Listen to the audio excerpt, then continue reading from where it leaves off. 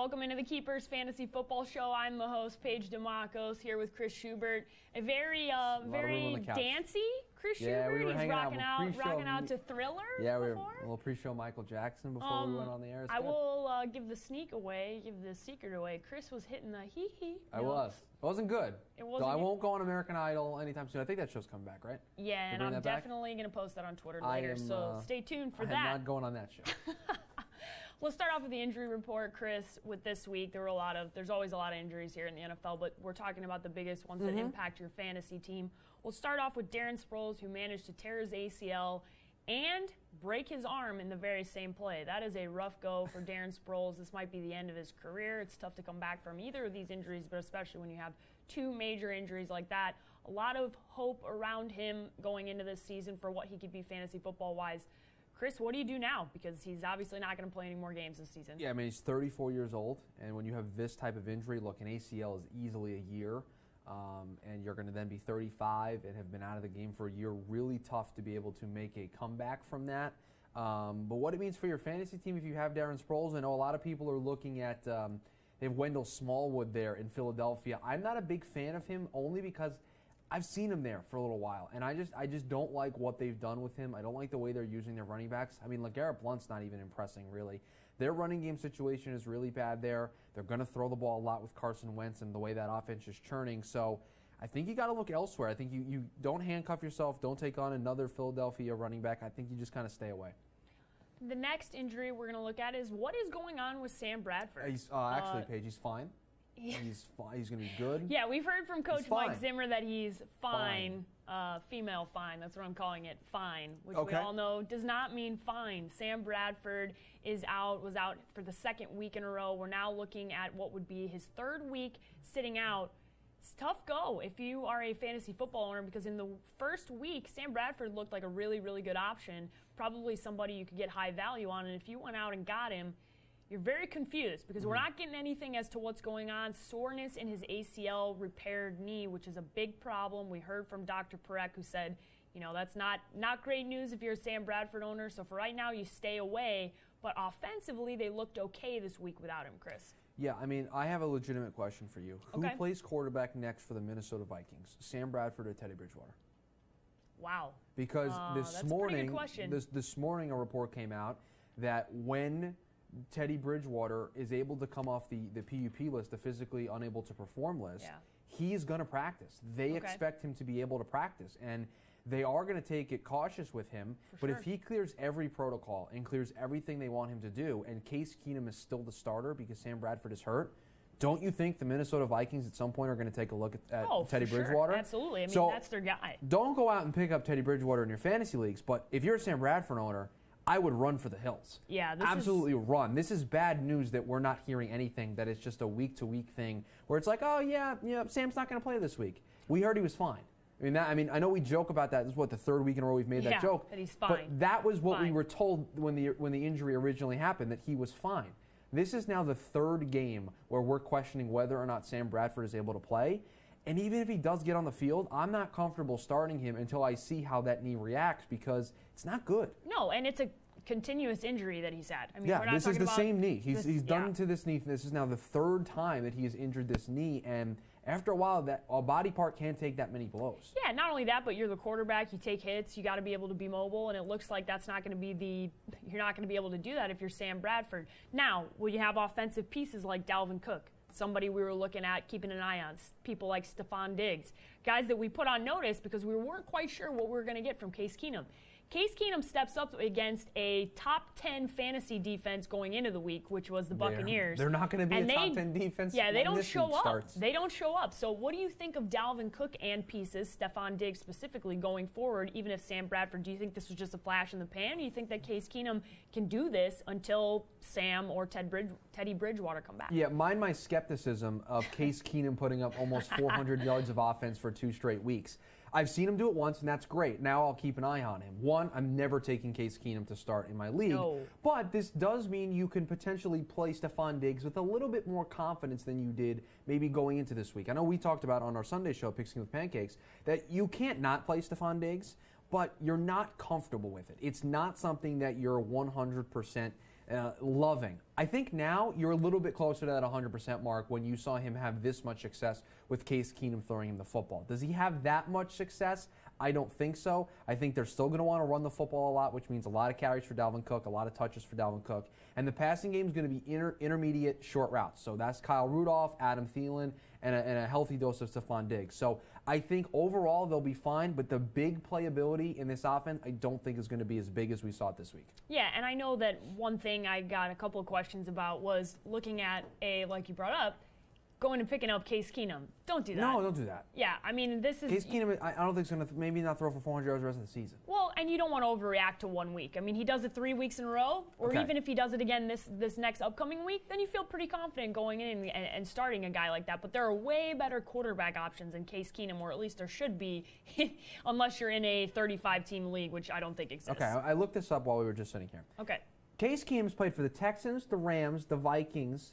He played for the Rams when they were in St. Louis. Texans, then he played Rams, Vikings. Well, he played for the St. Louis Rams and the LA Rams twice. and the Minnesota Vikings. And the Minnesota. 5 different teams. 5 teams. Sorry if I don't think Case Keenum is going to put up more the same type of production he put up last week, this week, when he's been a journeyman since he's gotten into the league in 2012. Yeah, I think undrafted, by the way. I think what your best option here is that you feel confident with Dalvin Cook. You feel confident with Stephon Diggs. You look at a Kyle Rudolph. You feel confident with the pieces around him because hopefully that production stays up. I wouldn't exactly expect that type of production every week. I think it was kind of an anomaly this week with what happened with Tampa Bay. I think that's a better defense than what showed up that day. It's been a weird kind of the week 3 was really weird. A lot of teams showed up that weren't expecting. I think of the Chicago Bears, Jordan Howard, Tariq Cohen, some of those guys showed up, and the Pittsburgh Steelers looked like a completely different team away from home. So I think you pump the brakes a little bit, you relax. Find the brake pedal. Yeah, find the brake pedal in the car and hit it a little bit. Find the brake pedal. Make sure it's there. Make sure it's there. Pump the brakes. But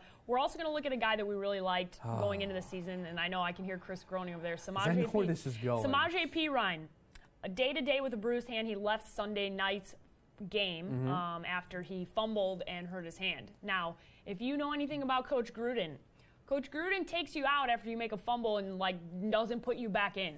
He remembers it for 2 years. It's like an ongoing thing with Gruden. So I don't expect that Perine's going to be given the opportunity, especially if Rob Kelly does come back this week. This might be a good time to go back and get Rob Kelly because I think he'll be inserted in the offense as what Perine's been doing, and then you're going to have Chris Thompson, who we'll get into a little bit later. Couple things to consider here. One, if Rob Kelly is able to return, as what you said with Gruden, he's going to go to Rob Kelly. Rob Kelly's going to be the guy over Perine.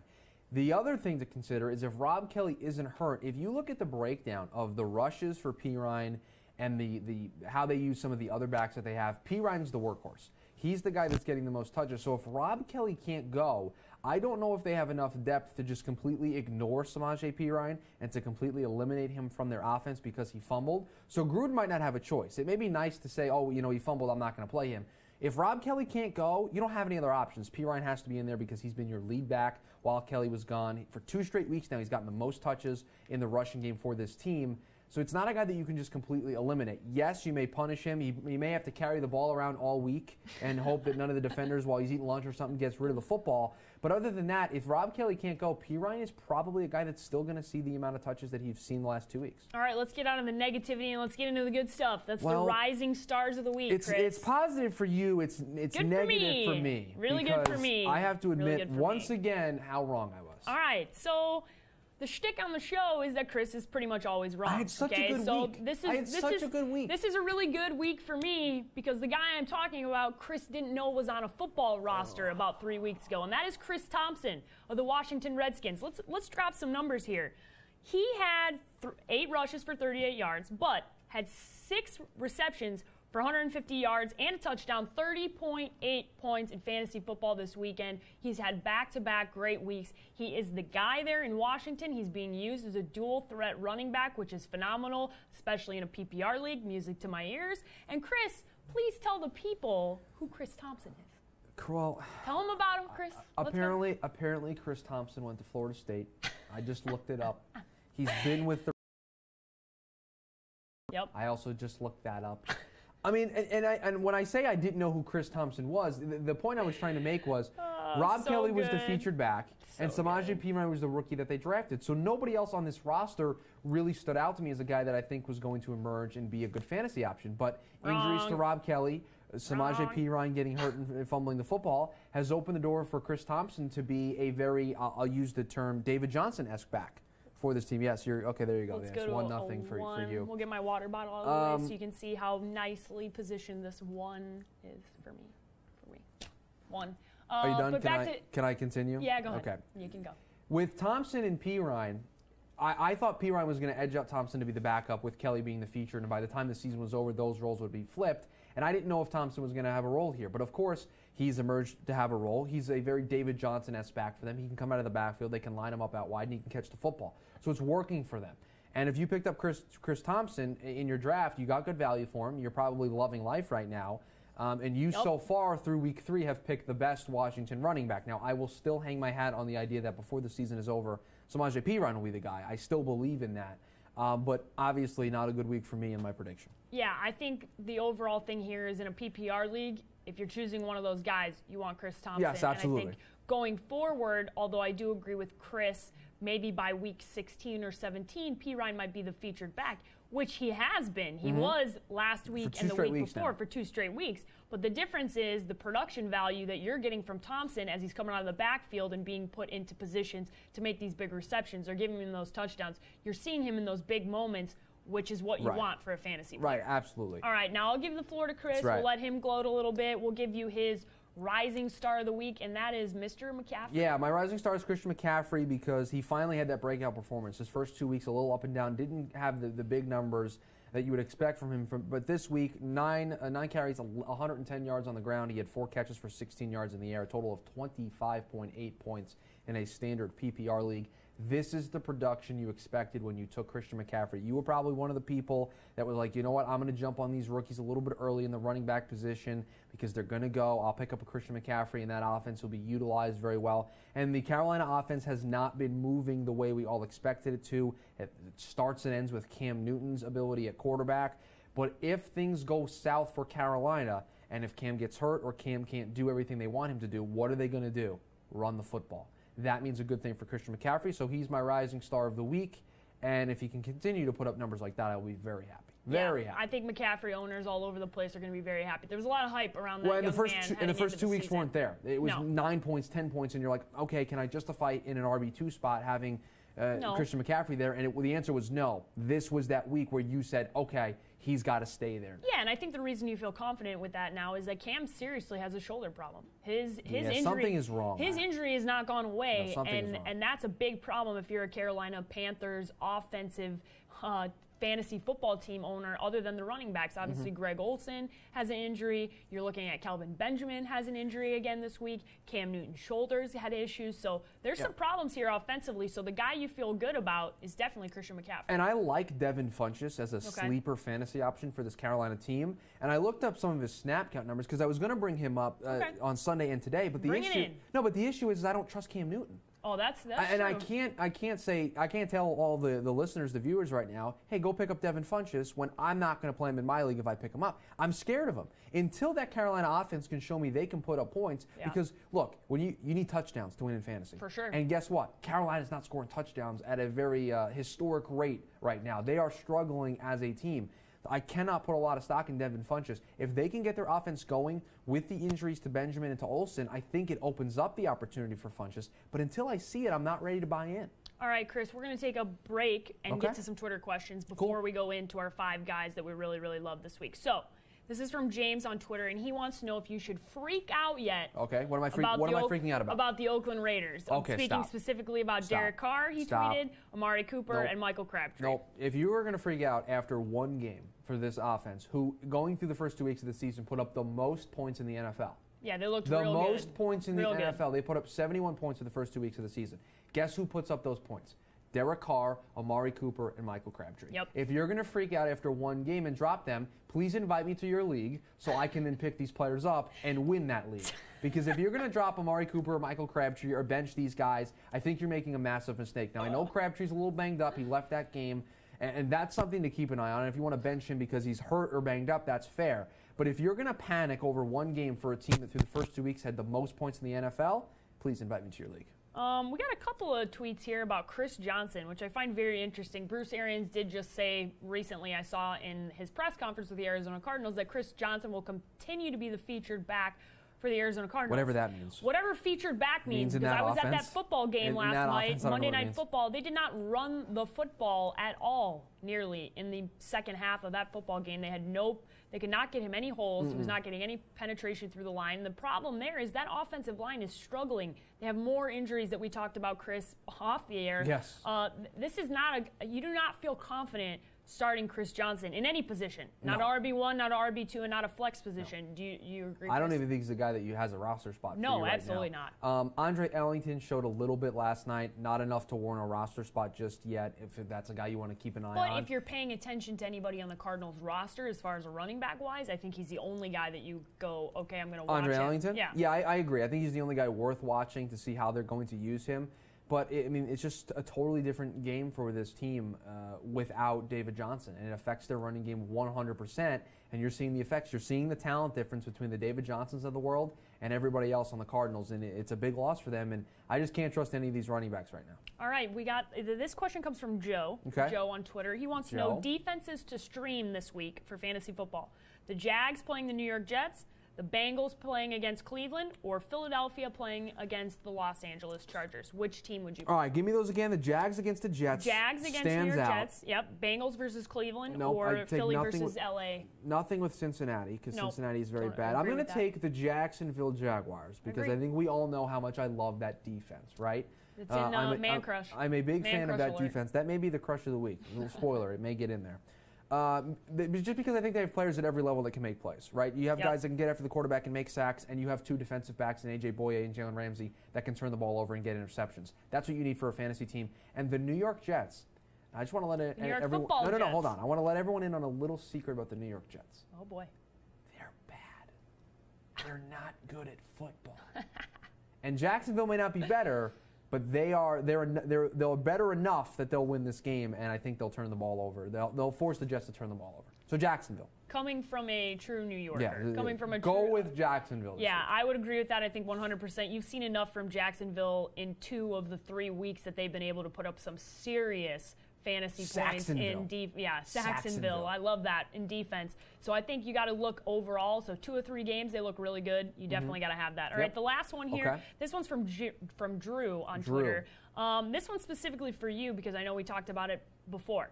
Cairo Santos on injured reserve. I saw your face instantaneously. He gets upset. Why do I have to? Chris has Cairo Santos too. He's the kicker. You don't usually have to deal with kicker injuries. You draft a kicker and you don't worry about him. You just put him on your roster and you sit him there. Now I got to go out and get a new kicker. So who are you going to go get? I don't know. I actually don't even. I'm so angry at the fact that I have to replace the kicker. I haven't even looked at who's available yet. I haven't.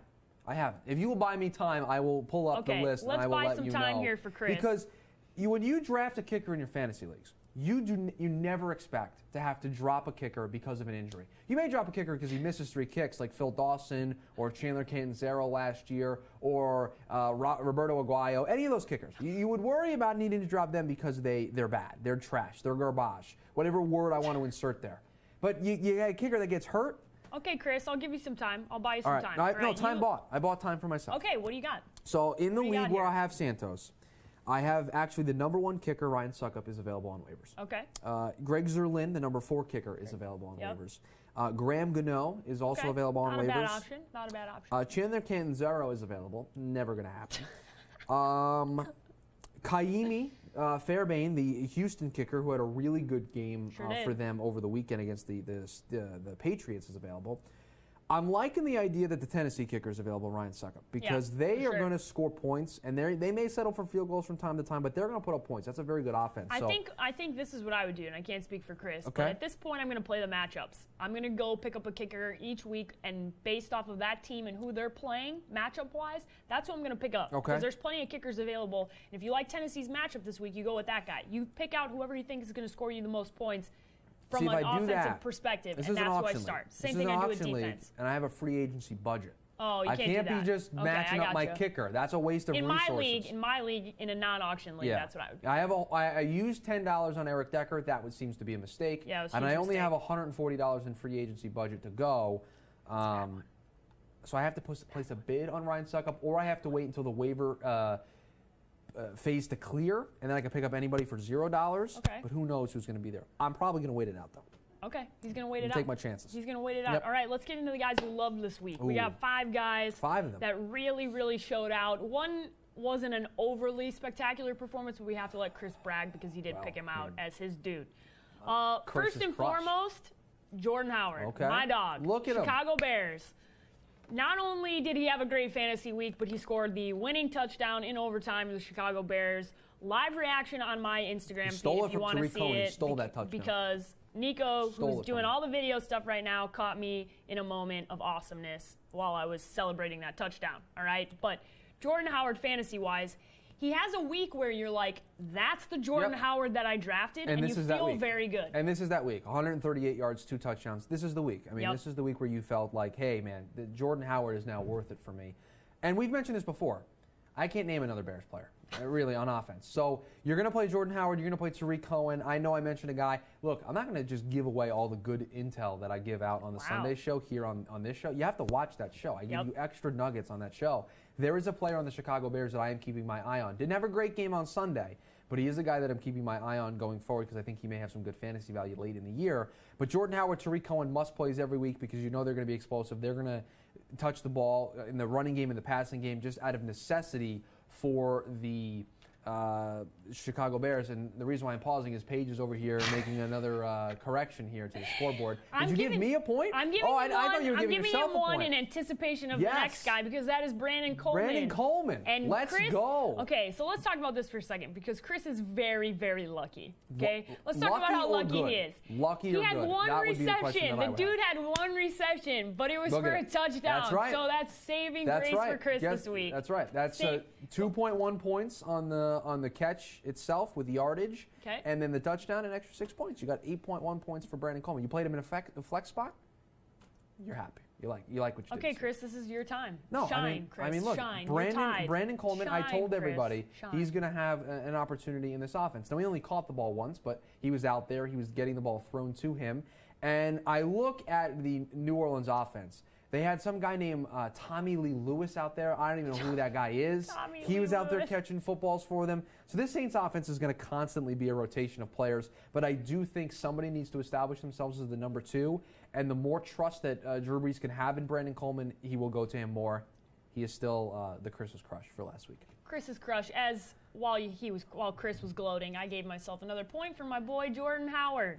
Okay, we had to go back. We had to associate the points for me. Sure. My boy Jay Howard. We'll get to you in the ice cream thing because he did tweet at me about what ice cream flavor it would be. So we got to make sure we got to make sure we incorporate Jordan Howard into our next association game. Sure, That's Jordan. what we're going to call it. Our association game. Don't worry. This one's Monday Night Football. This is our boy who likes to eat. That's Ezekiel Elliott. Well, he was doing a lot of that last night. Yeah, he's feasting in front of a 50-50 Cardinal Cowboys crowd in Phoenix, Arizona. 22 rushes, 80 yards, a touchdown. It wasn't in a huge game by any means. 80 yards is not, I mean, it's a good game. But a for much Zeke. better performance from him, right? Because bounce back. He did struggle early. I thought the Cardinals did a really nice job in the first quarter of that game taking away the run, and he didn't get frustrated. They continued to involve him in the game plan. They didn't panic. They didn't go towards, just passing it a bunch. Actually, they ran the ball more than they threw the ball last night. And they were consistent. They gave him the ball. He got in the end zone. I think that's great for his confidence to get back into the end zone after the week that he had against Denver. So, again, you were never going to sit Ezekiel Elliott. You were never going to hit the panic button just yet. So, for all the Zeke owners out there, you're happy to see him get back to what you expect from him on a week-to-week basis. Just so we're clear, our boy Shady McCoy had a bad week against the Denver Broncos. Honestly, at this point, I'm not starting running backs against Denver. I'm just not going to do it. Tough. I mean, They're not doing anything. Those are two premier backs. Yeah, they've shut down everybody they faced, and it's becoming more of a trend to where you can kind of buy into it and believe in it, and it is certainly, I think, real enough to consider when making those decisions. Shut down Melvin Gordon. Yep. Shut down Ezekiel Elliott. Shut down Shady McCoy. Not starting running backs against Denver. And last year wasn't the case. Last year the running game was a problem for them. They were one of the worst at stopping the run. This year They're one of the best. Yeah, you can see that was clearly the focus. Next up, let's take a shot at our boy Jamie Eisner, who's not here right now. Oh, no, he's here. He's over in the other office. He's over in the other part of the FanRag office, but he picked in his Haters Gonna Hate segment Stefon Diggs, and boy, oh boy, did Stefon Diggs show out. 8 catches, 173 yards, Jamie. 2 touchdowns with Case stinking Keenum throwing him the football. He must have been watching the show and said, you know what, Jamie, I'm going to prove you wrong. I'm going to go off for a big game. And we were talking about Diggs earlier. It's just a case of I didn't expect him to be able to put up these numbers in a Sam Bradford-led offense, right? Absolutely not. And he did it in a Case Keenum-led offense. So, no, these numbers are not even close to being replicated here moving forward. But he's a guy that's going to get the ball thrown to him a lot. He's going to try to move the chains for this team. He'll catch anywhere from 6 to 10 catches a game. He'll have 100, 150 yards, and he may get in the end zone. So that's really the bottom for Stefon Diggs. And this is kind of that over-the-top game, and he had it here with Case Keenum. And if you listened to Jamie, I apologize. If you didn't listen to Jamie and played Stefon Diggs, you were very happy with the outcome. Absolutely. Stefon Diggs had himself a very, very good week. Loving what he did. And not saying he's going to replicate it because Case Keenum's still throwing in the football.